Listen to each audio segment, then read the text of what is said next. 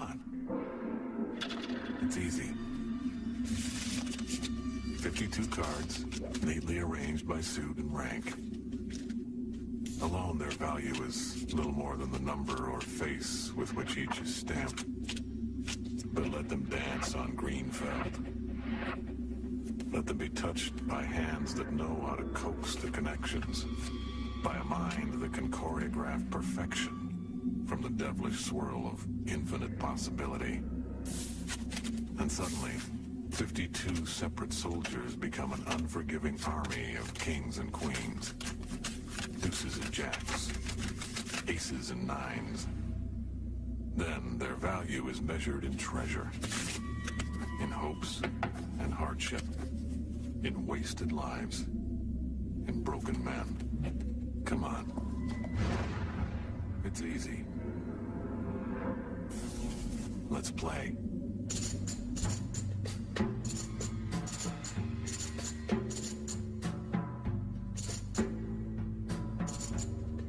His craft, nobody was quicker, nobody was smarter, and nobody was better. He thought quick on his feet. He was light years ahead of the other players, and people feared him. He was someone who would like to stick it in your liver, as we say, in the racket. At the poker table, he was one of the most obnoxious people I've ever known. I almost got in 2 or 3 fights with him. He hissed. It's almost like he needed an exorcist. He had this deep down anger.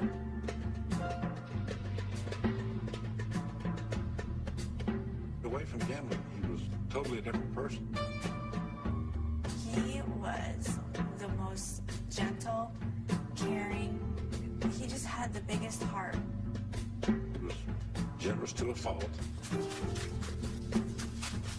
Money just sifted through his fingertips just like sand through a timer. He would come in the house with rubber bands around $100 bills, and there'd probably be 20,000 in each, or 10,000, 10,000. He would supply the cocaine. And one time he'd run in a huge rock the size of like a bowling ball. I was talking to him about the drugs. He said, I like what drugs do for me. You'd see him sometimes where he'd been up all night, his eyes are red and circles and there's blood coming out of his nose. He just did things in a huge, huge way, whatever it was. Playing, snorting, nobody could keep up with him.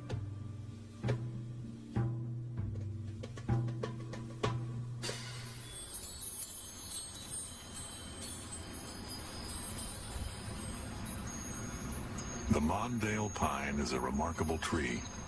Tall, sturdy, strong. It somehow pulls life from dry desert soil. Ironic that a man who was small of stature and who struggled with personal weakness should find peace beneath a Mondale's sheltering boughs. This is Palm Cemetery, Las Vegas, Nevada. A simple stone marks the final resting place of the man most considered the greatest poker player who ever lived, Stu Ungar.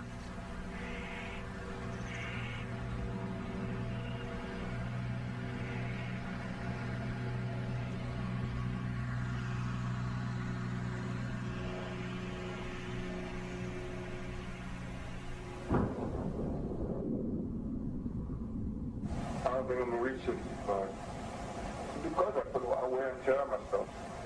You know, what I do is only bad to myself. I'm very good to other people, you know what I mean? I believe in heaven and hell, and I'm very scared of being damned. I pray, yeah, but I think I only really pray when I almost feel like I'm dying, you know what I mean?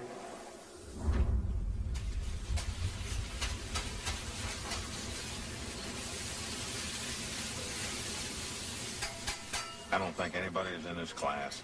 When you look at the number of major championships that this guy won in his career, it's mind-boggling. Back in the 80s, there were 2 events. There was Benion's World Series of Poker. There was Amarillo Slim Super Bowl of Poker. They all played them. Well, there's only one guy in the world who's ever won the main event at both the World Series and in the Super Bowl of Poker, and that was Stu Ungar. and he won them 3 times each. Only 45 when a cleaning lady found him dead in a cheap motel not far from the Vegas Strip. Well, I'm amazed that he lived as long as he did, looking back on it now, as big a cocaine user as he was in his day. Just 5'4", 110 pounds on a good day. I don't think Stu Ungar ever felt insecure or intimidated in any way by his stature. This kid may have been 5'4", but to him he thought he was 7'1" and played center for the New York Knicks. In terms of intellectual stature, in terms of stature as a gin player, as a poker player, he was a giant, and Stewie knew it. Ungar is the only person to win the World Series of Poker and the Super Bowl of Poker 3 times each. A bookmaker's son from New York's Lower East Side, he reveled in the wise guy image. Stewie was younger than I was. There was this young kid who would come into the card game, and he would just destroy everyone in the game. There was one particular game we were playing draw poker. When it came to bet, Stewie turned to us and said, "Oh, you have 4 to a flush, you have 2 pairs, probably middle pair, something like 8s and 9s," and it was 100% right. It got to the point where you'd wonder, are the cards marked or is someone tipping him off? And they weren't.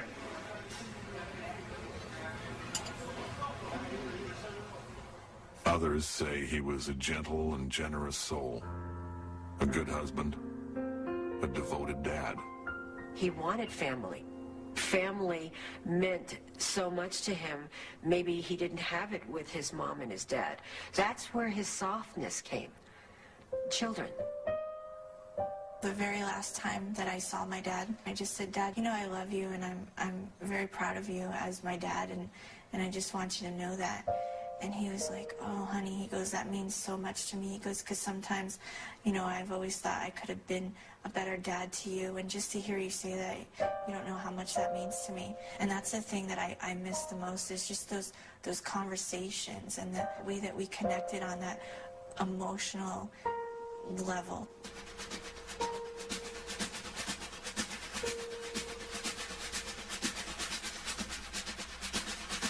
One thing that isn't argued is the fatal precision with which Ungar stalked the green felt of each and every card room he entered. It wasn't Stewie's style in anything to just be passive. Most people that play poker know you have to throw away certain hands. Well, Stewie made a living by playing every hand. He just seemed to put more money in when he had the best hand. Boy genius, the gambling savant, or just a troubled drug addict. He was the face of poker, and even in death, he's still the face of poker. People constantly want to hear about him and talk about him. Whether it was cards or cocaine, Stu Ungar attacked his canvas with the brutal madness of Van Gogh. And when his masterpiece was finally complete, he titled it with a simple question: who am I? Who was Stu Ungar, really?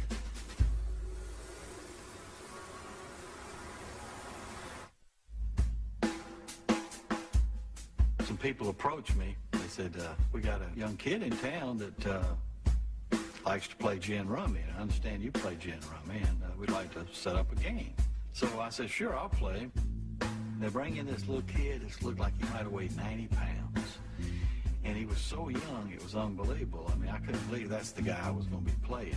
He was so small, we set the table up, and they put a Coca-Cola crate in his chair, and he had to sit on the Coca-Cola crate in order to be big enough to get up to the table.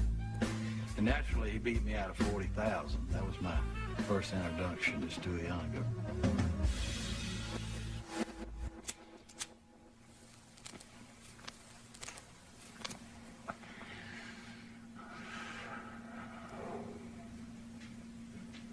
When I came here in '73, it was a very small town.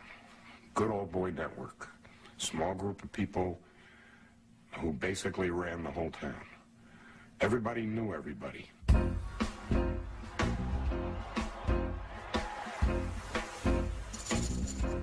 Las Vegas. Sin City was in transition. The rat pack no longer ruled the Strip, and the economic boom of the 80s had yet to begin. Everything was cash or comes. Nobody that I knew of paid by check. Nobody that I knew of used credit cards. Everybody paid by cash. Everybody had cash. The perfect place for someone whose only understanding of 9 to 5 is how it might bookend an inside straight. Stu Ungar rolled into town in 1974 and was immediately at home. He looked like a baby. Had a baby face. He was very hyper. He, if he's sitting at a table, he was bouncing his leg, moving with his hands, or talking and getting up and walking around. Wondered if he was old enough to be in the casino, and I thought to myself, this just must be some rich kid. I didn't know that I was looking at the best gin-rummy players that ever lived. When I first moved here, he told me he had put away $1 million in a vault. And I'm like, playing blackjack. And I'm like, wow. Eventually, Ungar was joined by his girlfriend, Madeline, and her young son, Richie. He was naive to a lot of the worldly things. So, I went to go buy the home. I went to go buy the cars. I have to do everything. Everything Madeline decorated their lives with was paid for in cash. He thought you write a check and the check is good. He didn't realize you have to go in the bank, put the money in the bank, for it to be good. Stuart Ungar, gin player. What do you think about Stuart? I think Stuart has what we call card sense. So he shows up in 1980 and plays in this World Series of Poker. This was only the second poker tournament he had ever played in before. He had played 5 gin rummy tournaments up to that point and had won 3 out of the 5. He's got 2 threes. Johnny, you can have. When he entered, it was kind of a lark that it wasn't really serious. Out of a field of about 100 people, they made him 100 to 1. Hello.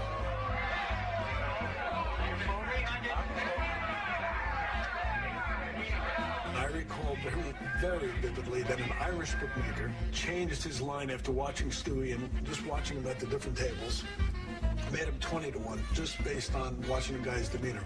How confident he sounded. But I was freaky. I know Dr. Bobby Fischer, I was freaky when I did.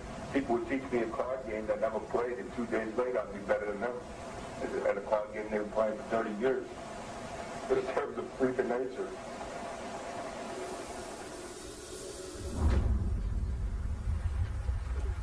Barely 26, and Stu Ungar was already a high roller. The confidence, the attitude, the ability, the qualities that became legend were born on the streets of New York's Lower East Side. His father's name was Isidore Ungar. Isidore owned a bar on the Lower East Side of Manhattan.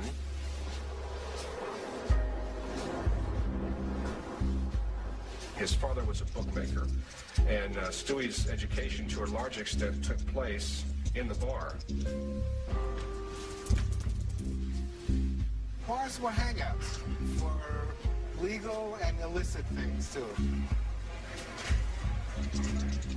Bars were where the wise guys hung out, and there was a local bookmaker, a numbers runner, and it was just a place to hang out.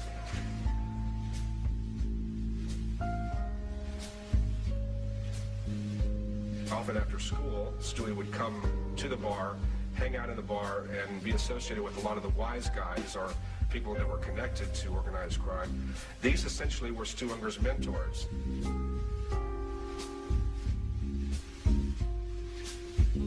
Stewie, by the time he was 7 or 8, was actually doing some of the books for his dad, which is really a remarkable thing. Stewie ends up being, in a sense, the kid bookmaker of the joint.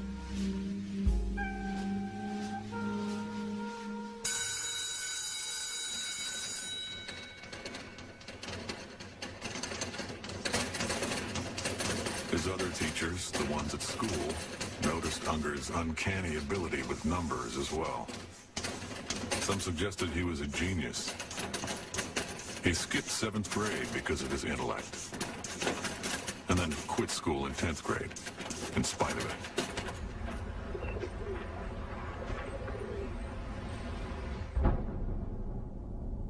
My father was one of the biggest bookmakers in New York. He was a millionaire with $1 million event profits. That thing is, my father hated when I gambled, you know. And I was very afraid of my father. I wasn't afraid of my mother.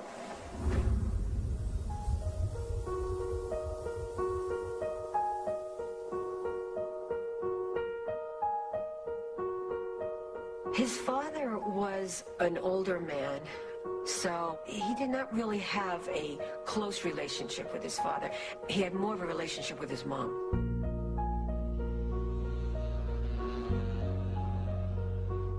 After Isidore Unger died, Stu Ungar's parents became a bunch of wise guys. And all he knew was going around and playing in card clubs and being protected by a lot of the people in organized crime. First time I met Stewie, I saw this young kid walk in with an entourage, and it seemed like he was controlling the conversation. I've never seen a kid that young being around the gambling. Those days he had a sweet innocence to him that disappeared along the way, let's say. We've been playing 4 days. This is the final. When Stu Ungar placed his first bet at the 1980 World Series of Poker, he was 26 years old, young by poker standards. But he was already an old soul at games of chance. He'd been gambling virtually every day for at least 16 years. I played with him each day, and I never saw anybody that improved from day to day like he did in that tournament. And it came down just to he and I. We were the last two players. What about the chips in the hand? Do we want it all? I call. Do we call? He fooled me on a hand, won all my chips, and he was the champion, and I was the second place finisher. Stewie wins the tournament with a high break. He was very happy, obviously. It was Ungar's first World Series of Poker championship. He won $365,000. That was the beginning of the Stu Ungar legend in the tournaments. But even as that legend was being written, there was a dark chapter waiting to be told.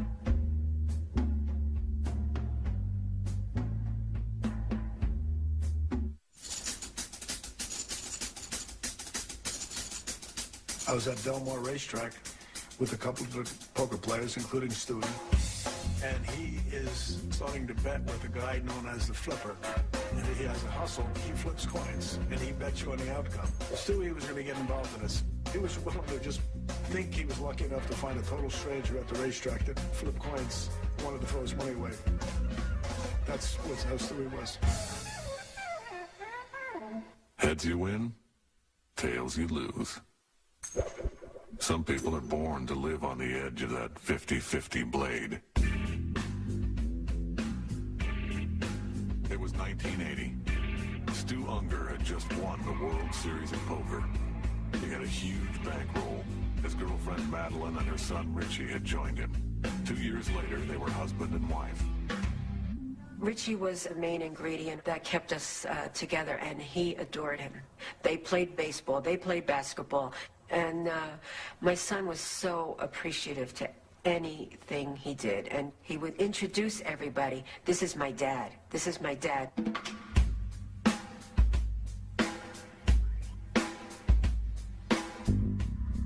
But there was another side to this success story. Cocaine. He turned to cocaine in order to fuel his ability to stay awake, to stay focused. You know, there were a lot of guys out here doing cocaine at that time, you know, especially a lot of the top poker players, because it kept you up for an extra couple days. They'd play several day sessions, marathon sessions in those days. You know, Stewie was just right in there with them.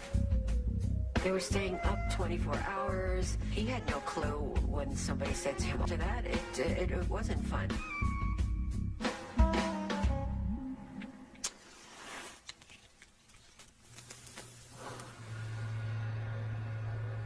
Fay Ungar's health was in serious decline throughout the 70s. Stu said he first tried cocaine because of that. His mother died in 1979. I never took a drink or did anything. I was the straightest kid you ever seen. I went over to some friends of mine house, and there was a vial of cocaine on the table. And I said, what is that? I've never seen it before. I'm trying to think of sometimes about that thing happened, an incident with my mother, and how I got involved with it at that point in my life.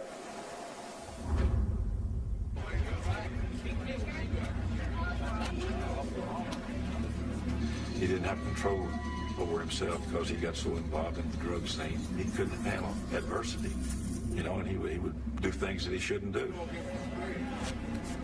He was a person that would lash out at the dealers, or, you know, he just would say things to other players, you know. Stu just talked very bad to people, you know. He'd call them names and just get right up in their face, you know, threaten them. He did a lot of things that disrespected the game. I remember that he spit on a card one time. His up card was the card that would have won him the pot before. And he started spitting on the card and told the dealer, said, I'm out, dealer, I'm out. He was so out of line, cursing at the dealer, almost spitting at her. She came standing next to me in her street clothes, and I said, what happened? She goes, oh, I just quit. I said, what happened? She goes, I'm quitting because I'm going to kick his... The drug use may help explain Ungar's bizarre and often confrontational demeanor at the table. In spite of his cocaine use, Ungar proved that his 1980 championship was no fluke. See down at the end of the table that young man in the blue jacket, blue shirt? He's a story right now. He's a defending champ. He's only 27 years old. You had Doyle Brunson, Amarillo Slim, Bobby Baldwin. Great poker players, almost icons of the game, even at that time. And for Stu Ungar to win it once, a lot of people speculated, he got lucky. Can I use the club? Yeah. And the queen does it. Queens and fours, a winning hand for Stu Ungar, and he repeats as the world champion of poker. And a child shall lead him. 27-year-old Stu Ungar has again won the World Championship of Poker 2 years in a row. I just waited for it. I was tired of running bad streaks in. I tried to just hang on until I got one good streak and then play it out. I won $300,000 about an hour when I was down to $30,000. That was it.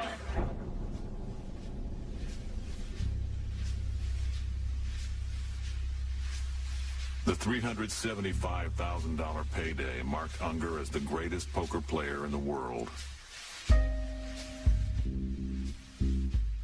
It also marked the beginning of his long downward spiral.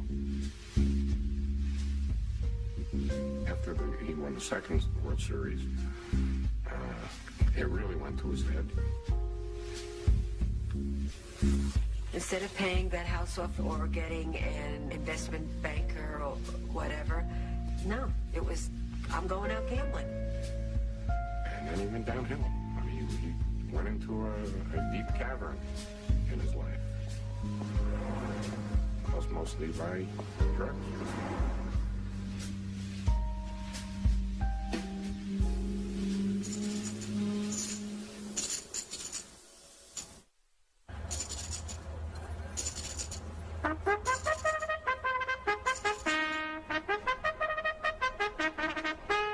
He had some bad beats like everybody encounters. He probably handled them better than most people I've ever seen.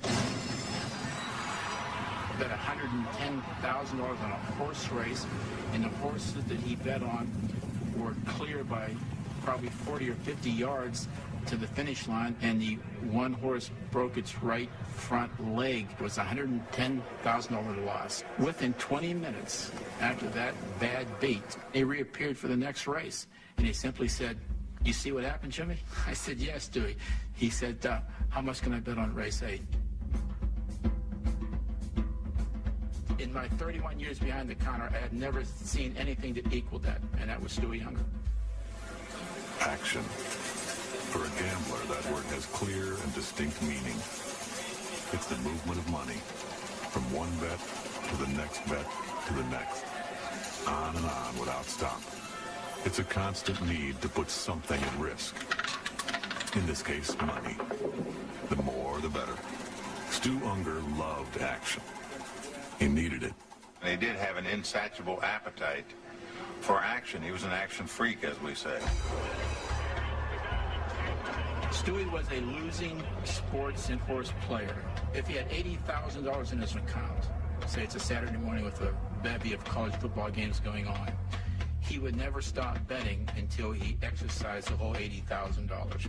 He bet everything all the time. One night, he came over to my house, and he sees the pool table. Billy says, let's play some pool. You play pool? You play pool? I said, well, Stu, you see the table. I said, but I hadn't played in years. He says, we'll play 5,000 a game.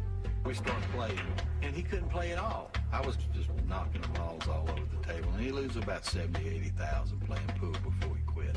That was just Stewie. In other words, he would just give his money away so often.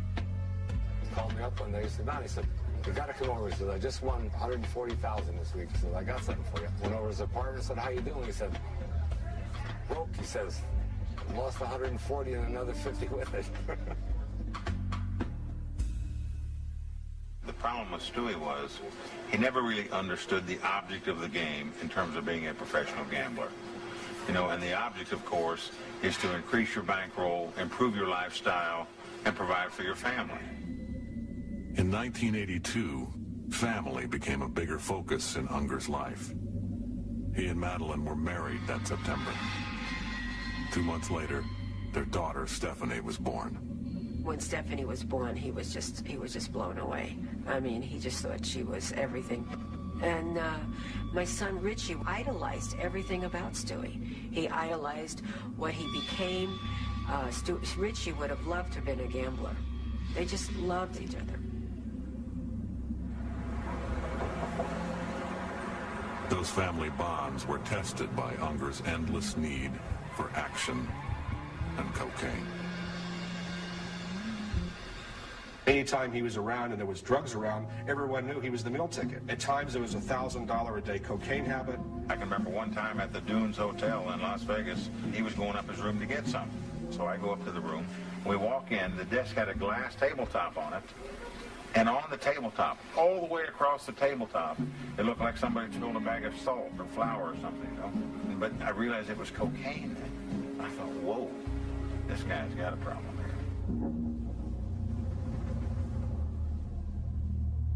He had snorted so much of it, put it up his nose, that it had eaten the membranes in his nose away, and his nose just collapsed. He wore a pair of glasses to almost trick people into thinking his nose was different than what it was.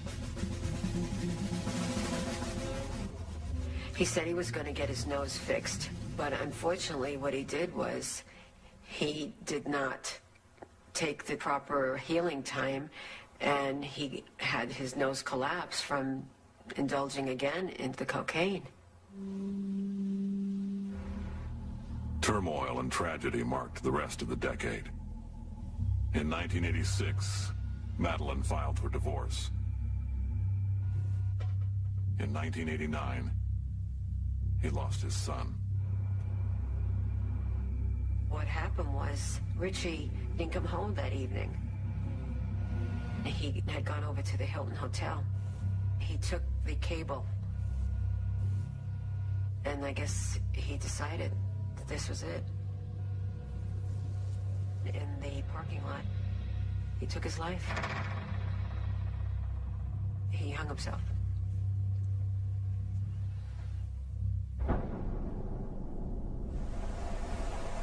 I will not show any tears in public. I'll cry myself to love the people and my son committed suicide. I never show any fear or anything, you know, not any circumstance, you know what I mean? It was bumped to the head that was by my way.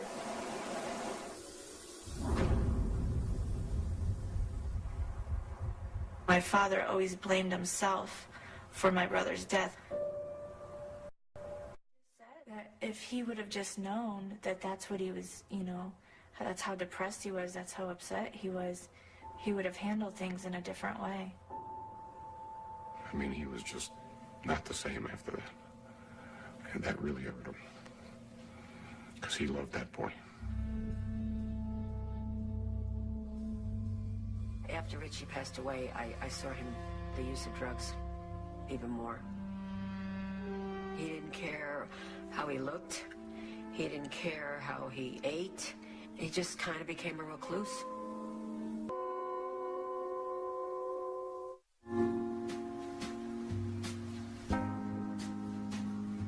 We bumped into each other at one of the hotels. And he pulled me aside. He said, "You look terrible. What's the matter with you?" I said, "I'm having some problems at home." And he went into his pocket and he handed me $10,000 in $100 bills. He said, "You need some money here." He said, "Whenever you can pay me back, pay me back. And if you don't pay me back, I don't care." And he walked away. Now, how many people do you know will do that for you?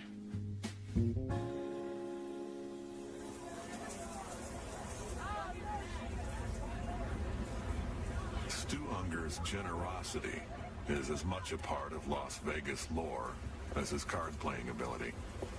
I remember we were walking down the street one time, and this guy came up behind us, said, "Stuart," said, "I'm broke," said, "Can you help me out?" Stuart took a $100 bill and just handed it up behind him, and the guy took it and went away. I said, "Stuart, who was that?" He said, "I don't know." I said, "If I'd known his name, I'd have given him 200. And that's the kind of person he was. Millions of dollars passed through his talented hands, and 2 World Series of Poker championships went into his trophy case.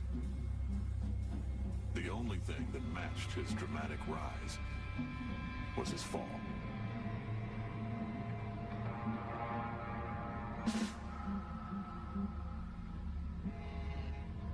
Just want to welcome everybody to the World Series of Poker. Shuffle up and deal. By 1990, Stu Ungar was divorced, horribly addicted to cocaine, and haunted by his son's suicide. In a sense, Ungar brought as much negative baggage to the table as he did chips when he showed up at that year's World Series of Poker. I staked him. It was a $10,000 buy-in. And at the end of the first day, he was running away with the tournament. He had a big lead. He had $70-something thousand worth of chips. So now they come back the second day, and I get a phone call from Eric Drake, who was the tournament director at the time. I asked everyone, had they seen him, had they heard from him, and then I knew what room he was staying in. I asked security to go up there. I saw him laying on the bed, kind of like in a side of a seizure, like his whole body tensing up. They hauled Stewie out of the Golden Nugget on a stretcher and put him in an ambulance. They took him to Sunrise Hospital. He did drugs the night before, and he had some kind of adverse reaction to them. He never showed up the second day. Didn't even finish the tournament. You know, you're talking about an icon in the poker world who just fallen to the lowest rung that you could fall on the ladder. It was very sad to see.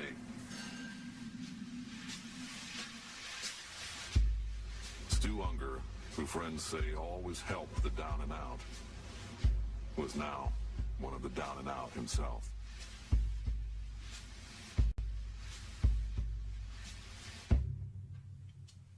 Literally, he cried one day with me because he said, "Mike," he said, "I've gone through millions of dollars and I don't have any money to buy my daughter school clothes."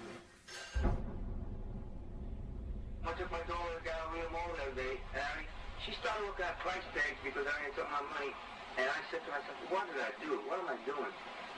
I didn't know the most beautiful girl in the world. I mean, a gem, and she's got to look at price tags after the money that I went through my hands and I've given away, and just millions in drugs. You know, it's disgraceful."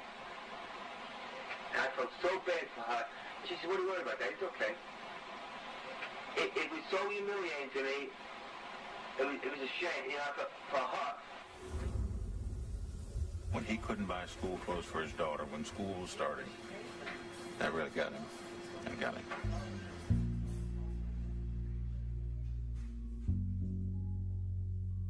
Given what he had become, what happened in 1997 is all the more amazing. He came to me, he was dead broke, and he wanted me to bankroll him. And I turned him down. I said, Stuart, please, leave me alone. And he assured me he was clean as a whistle, he was ready to play, blah, blah, blah. So finally, I just I says, here, Stuart, you take this $10,000 and go put it in the tournament. And if I catch you out of that chair one time, I'm going to kill you.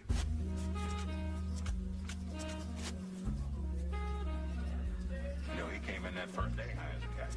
Well, I actually grabbed him and sort of shook him. I said, Stuart, you got to get through the day. I said, you're going to be fine with a night's sleep and the rest of the tournament, but you got to make it through the day. And he hung on and made it through the day and just sailed right down to the final table. This is it. Heads-up poker for hard cash between Stu the Kid Ungar and John Strim.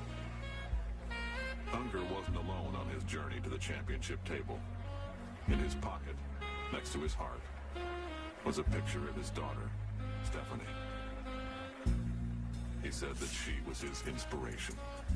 Right before the final day started, we sat down, and he told me exactly what had been happening to him for the last 2 years, but he was certain he was going to turn things around. He was going to win the tournament, and things were going to be different. He showed me the picture of Stephanie. He said, you got to ask me. I want to show this picture when I win the tournament. He didn't even assume that there was anything that could happen for him not to win the tournament. That was great. This could be it, ladies and gentlemen. He's ready $800,000. John calls.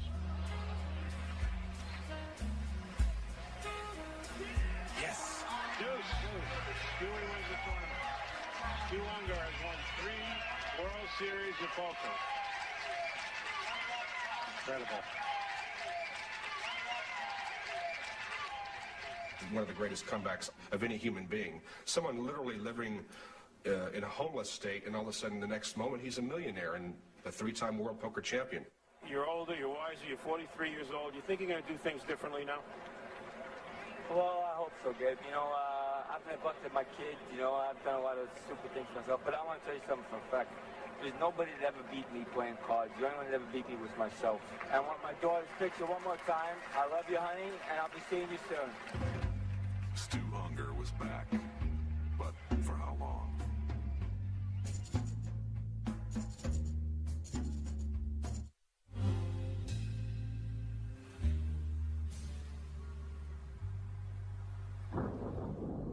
I used to go to Monticello racetrack when I was 10 years old. Go to the window and bet $50 a horse. I used to have to give the money to strangers to make the bet for me. Naturally, if another person would gamble like me, they would call me a degenerate gambler. But when you're successful at it, when you make your living at it, you go, well, you aren't degenerate no more.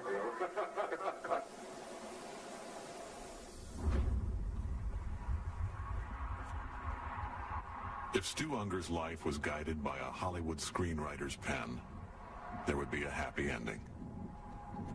Perhaps he would parlay his redemption at the '97 World Series of Poker into a lifestyle befitting the only 3-time champion of that event.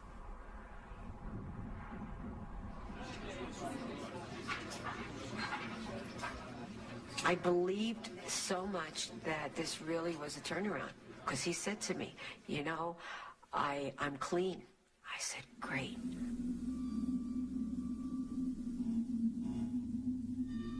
But Stu Ungar didn't live in Hollywood. He lived in Las Vegas. And he wasn't an actor. He was a professional gambler. The winner's share of the '97 World Series of Poker was $1 million. 4 months after he won it, Ungar was broke. Like with much of the rest of the money in Stu Ungar's life that he earned, it ended up pretty much in the same places. In the sports books, at the tables, in the pockets of the drug dealers. He said, Sexton, he said, remember this. He said, anybody can win a tournament. He said, defending, that's where it's at. So I know how important it was for Stewie to come back in 1998 to defend his title, you know, that he had won the previous year. I actually put the money up for him to play in 1998. The day of the he was in such bad shape, he told me 5 minutes before the tournament started, he said, Billy, he says, I'm too tired to play. Here's a man that could come and play in a tournament. It's not going to cost him a penny. He was unable to walk from upstairs to downstairs to play in a tournament that he had just won the year before. And that's when I knew that Stu Ungar was in really bad shape.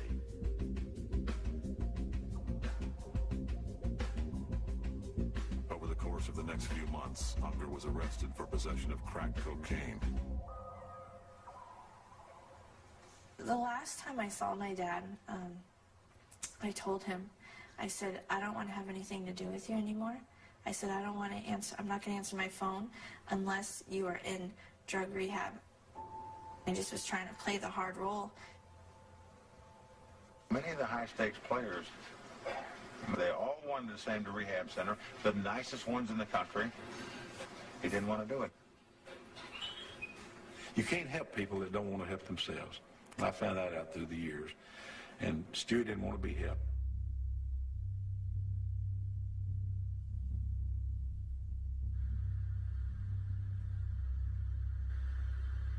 On November 22nd, 1998, in this hotel, in a part of Vegas known for drug use and prostitution, Stu Ungar was found dead.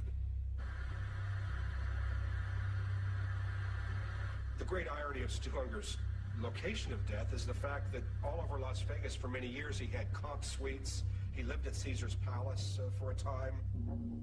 He had credit lines of $1 million at the Dunes. He walked into most of these casinos throughout his life as royalty. To be there in that environment at the end of his life is really the great irony and the great tragedy. I got a phone call from Don McNamee. He said, Madeline, you need to sit down.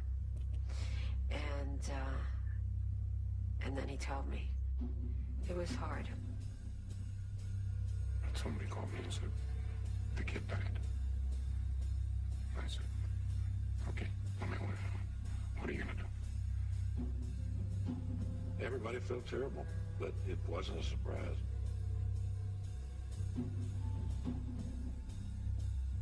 The coroner's report indicated traces of cocaine, methadone, and a prescription painkiller in Ungar's system. But under cause of death, the reason cited was a heart condition brought about by years of abuse. I regret ever doing the tough love thing. It hurts me to think that he died thinking that his daughter didn't care about him and didn't want to have anything to do with him.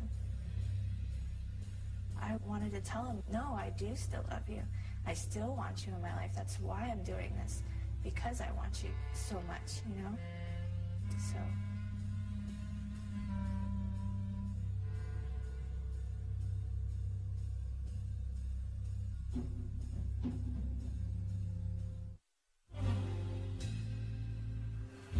In the gambling world, in the poker world, in the gin rummy world, he had talent like we'll never see again. But sadly, in the game of life, Stu Ungar was a loser. There's no question about it.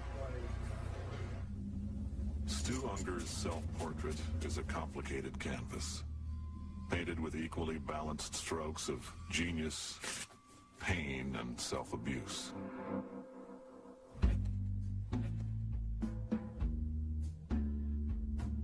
It angers everybody in the poker world that he didn't get control of his life. We'll never know exactly the extent of his talent. You know, no telling how good the guy might have been.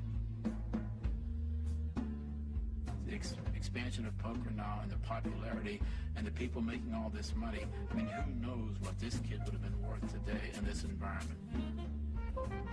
I just wish that he would have gotten through that era and got to this era. He would have been, wow, he would have been amazing. There's not a doubt in my mind, he would have been far and away the biggest superstar poker player that the world has ever seen.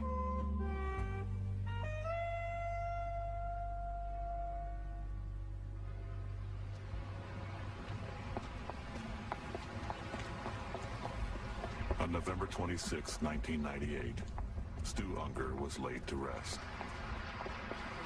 Friends and fellow gamblers paid for the ceremony. Sad time for the poker world. This forgives to his roots, weaknesses and his drug problems, and remember him for what he was, the greatest player to ever grace the green belt. Thank you.